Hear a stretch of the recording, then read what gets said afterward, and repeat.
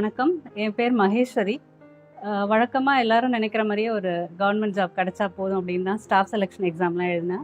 முதல்ல வருமான வரித்துறையில சுருக்கெழுத்தாளரா ஜாயின் பண்ணேன். அதுக்கப்புறம் இன்னொரு எக்ஸாம் எழுதி சென்ட்ரல் எக்சைஸ் மத்திய கலால் துறையில சேர்ந்தேன். இப்போ அது ஜிஎஸ்டியா மாறியிருக்கு. 25 வருஷமா கவர்மெண்ட் சர்வீஸ்ல இருந்தேன். இன்ஸ்பெக்டர், சூப்பரண்ட் அந்த மாதிரி போஸ்ட்லலாம் இருந்தேன். அப்புறம் கொஞ்ச நாள் கழிச்சு பார்த்தீங்கன்னா, அரசாங்க வேலையில ஒரு சின்ன மனசோர்வு மாதிரி இருந்துட்டே இருந்தது. என்ன பண்ணுறோன்னே தெரியல, யாரோ சொல்கிறது தானே செய்கிறோம் அப்படிங்கிற எண்ணம் மனசில் ஓடிட்டே இருந்தது.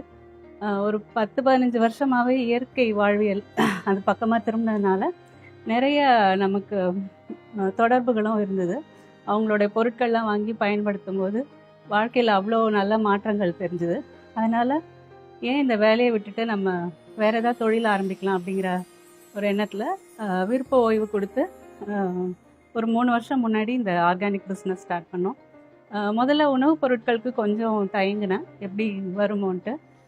இதோட கான்செப்ட் இல்லை தத்துவம் எப்படின்னு ஆரம்பித்தது அப்படின்னா, நமக்கு தெரிஞ்ச பொருட்கள் தயாரிக்கிறவங்க கிட்டேருந்து நம்ம வாங்கி அதை விற்பனை செஞ்சு கொடுக்கணும். அவங்களுக்கும் ஒரு லாபமாக இருக்கணும், நமக்கும் நம்மளை சுற்றி இருக்கவங்களுக்கும் அது பயனுள்ளதாக இருக்கணும், நல்ல தரமான பொருளாக கொடுக்கணும் அப்படிங்கிற எண்ணத்தில் ஆரம்பித்தோம். ஒரு கட்டத்தில் பார்த்தா உணவுப் பொருட்களுக்கு தான் மக்கள்கிட்ட நல்ல வரவேற்பு இருக்கிற மாதிரி தெரிஞ்சுது.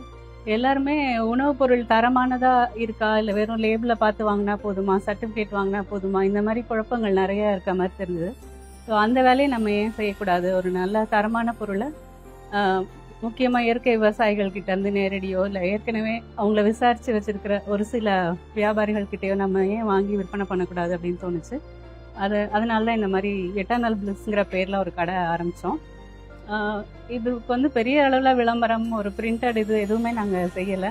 எல்லாமே வாய் வழியாக விளம்பரமாக தான் போயிட்டுருக்கு. ஒரு நண்பரோ ஒரு உறவினரோ வாங்கினாங்கன்னா அவங்க நல்லா இருக்குன்னு இன்னொருத்தர்கிட்ட சொல்லி அந்த மாதிரி தான் எங்களுக்கு பிஸ்னஸ் வந்து ப்ரமோட் ஆகிட்டுருக்கு. அரசாங்க வேலையில் வந்து இவ்வளோ சம்பளம் வாங்கிட்டு அதை எப்படி விட்டுட்டு வரீங்க அப்படிங்கிற மாதிரி நிறைய பேர் கேள்வி கேட்டாங்க. வெறும் சம்பளம், வருமானம் அதை விட நம்ம வந்து செய்கிற செயல்கள் வந்து நம்மளை சுற்றி இருக்கவங்களுக்கு நன்மையாக இருக்கும்போது நமக்கு அது பல மடங்கு சந்தோஷத்தை தருது. அது வந்து வருமானத்தை விட பெரிய விஷயம். தனியாக செஞ்சுட்டு இருந்தேன். இப்போ நான் வந்து ஒரு 2-3 பேருக்கு வேலை வாய்ப்பு கொடுக்க முடியுது. 2-3 பேருங்கிறது நான் கடையில் நேரடியாக வேலை செய்கிறவங்கள சொல்கிறேன். அதை தவிர இந்த பொருட்கள் தயாரிப்பிற்காக ஒரு பல 100 பேர் உழைச்சிட்ருக்காங்க. ஸோ அவங்களோட உழைப்புக்கு வந்து சரியான கூலியும் கொடுத்து நம்ம பொருட்களை வாங்குகிறோம்.